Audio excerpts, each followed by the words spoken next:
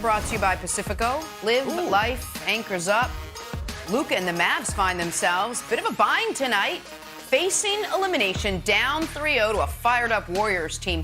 Fun fact, guys, no team in NBA history has ever come back from down 3-0. It's fun for everyone, probably except for Nick and the Mavs. Yeah. Nick, can Dallas do anything tonight to convince you that this series is not over? Well, the series by definition is not over, and so of course they can convince me it's not over. They just win. Everyone, listen, down 3-0 sounds terrible. Down 3-1, teams come back from that all the time. In fact, the Nuggets a couple years ago came back from it twice in one postseason. But I want to ask Wilds a question. Great. Yeah. It's just true. I mean, it's just facts.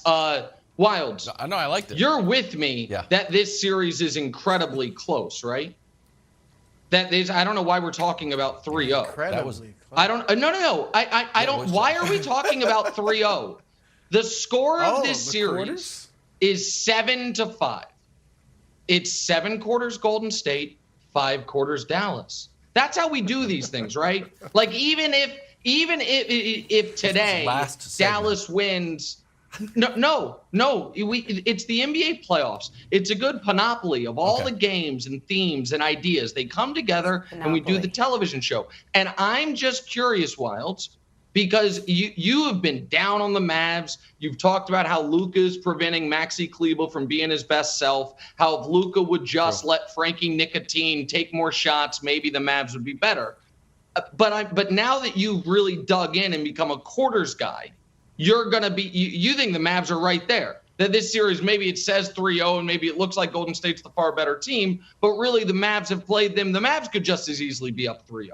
I mean, it's basically a coin flip, right? Or does the quarters thing not apply here? It doesn't, like, once you get west of the Mississippi, the quarters thing doesn't apply. I'm just wondering. I'm just asking how it works. It works specifically for the Celtics when the Celtics have played 2 poor quarters in the entire series against the Heat. I'm not sure that it applies universally. It's just kind of like the old Red Auerbach saying there's rules for Bill Russell and there's rules for the rest of the team. There's rules to look at how the Celtics and Heat series are going, and there's rules to look at the rest of the NBA. I'm not a one-size-fits-all guy, Nick. You know what I mean? I don't just come in and be like, hey, what size is that jacket? I'll just take it regardless. What size are those pants? Does it have elastic on them? I can pull tight, or it just doesn't matter, just wear anything I want? No. I like to look at everything bespoke. Just like my ties, my jackets, and my haircut. I like to have them individually specific to the time and place. So the Celtics Heat, very different than Mavs Warriors. Okay, so you think the Mavs are dead. Brew, I'm going to ask you because you're big on history, and I appreciate that. It's one of the things I respect most about you. 3-0's never been done. If we get here tomorrow morning, because I don't think you'd be shocked if Dallas wins tonight. I don't think. Tell me if you would be, but I don't think you'd be shocked if they win tonight. No. Will you think they're dead because in the past they were down 3-0? When 3-1, you just explained how if the Boston was down 3-1, you would have said they still have a shot. Do you think Dallas is dead even if they win tonight because at one point in the past they were down 3-0? Yes, because the difference, Nick, is when you're down 3-1, you only have to beat a team 3 straight times. When you're down 3-0, you have to beat them 4 straight times. A team but they would have already gotten better than you. But they wouldn't have won 4 straight. There's a reason, Nick, that teams have come back from 3-1 deficits, but never from a 3-0 deficit. And you can try to twist the math and play with words and scenarios all you want. It's over. I'm just asking questions. And I credit you for coming on here and trying to figure out a way to defend Dallas and say they're not dead, but they are dead, and you and I know it. They are for several reasons, all right? There's absolutely nothing. Let me answer Jenna's question. There's nothing they can do tonight to convince me that they're still in this thing, okay? Because I think in addition to just Golden State being a better team, I think Dallas's mentality is more 1-2-3 Cancun than 1-2-3 comeback. And Wallace brought up the quotes yesterday. You heard Luka Doncic after the game. You heard Jason Kidd after the game. They were all but conceding the series. Okay, Jason Kidd was talking about this isn't the end, it's just the beginning. He wasn't talking about the series. He was talking about comeback. this run as a team over the next several years. That's what he was talking about. And we all know now we're psychoanalyzing. He's talking about the off season. What they're going to do in the offseason to improve themselves. And I get it, because that's true. They got a bright future ahead of them. But that future is not this week. It ends. You're right. They may win tomorrow, but they're not going to win the series. And, Nick, you hear coaches over the years tonight. You hear coaches talk about a lot of times in a series, it becomes evident which team is better, and both teams know it. You know you're the better team, and they know you're the better team. That's where we are, okay? The Warriors are outscoring the Mavericks by 14 points a game.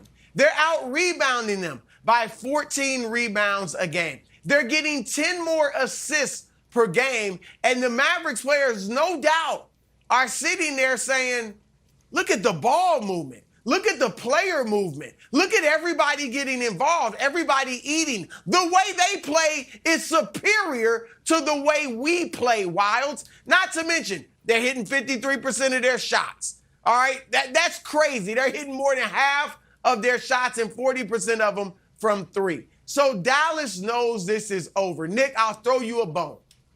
The only thing that would make me think this series is slightly still in play, It's not stop. is if Dallas wins the next 2 games, and then you're going back to Dallas for game 6. No, but if they win the next 2, they go back for game 6, and they're at home, then I think slightly, not even a lot, Golden State's in trouble, but slightly, this could be a series. But tonight, let me throw one other thing at Wilds. Because Wilds is not plussed. He's not convinced. Because I think you also don't think it would be shocking if Dallas wins tonight. And you guys are right, though. Those quotes, if you look at them in one perspective, were a little concerning. But maybe they'll rally themselves. Here's the other X factor here. If Dallas wins tonight, Wilds, and Draymond continues to act insane, is that not at all a little concerning for the Warriors pick? Draymond could have been thrown out of game 2. Should have win tonight. He could have been. Got an early. Well, let's not act like we've never seen that happen. And Draymond has been walking the edge in this series throughout. Like I'm not just picking that out of a hat like a random injury. Draymond has gotten early technicals in games 2 and 3. Fouled out of game 2. Seemed to be daring the refs to throw him out repeatedly in games 2 or 3. If Dallas wins tonight and Draymond continues to not be able to control his emotions, will that not at all make you a little concerned, Wilds, that broom is going to have to be thrown in a fire pit? No, I think that's a fair concern. Anyway. The other thing Draymond needs to be worried about is now the narrative is out there. It's like, man, Draymond's really going after these refs. It's not like the refs don't know. So I think the refs feel like they're being criticized for kind of treating Draymond with kid gloves, like, oh, hands off Draymond, we don't want to throw him out. I don't want them to overstep and end up tossing Draymond either. So I'd be a little bit worried about the narrative that's in the referee. I got you to 2%. One game at a time. Wait till the end of the show. Nick didn't give us one basketball reason. Oh, it's vibes, baby. He will. Ejection. It's me and Steve Nash. New England. It's vibes. New England is way behind the Bills.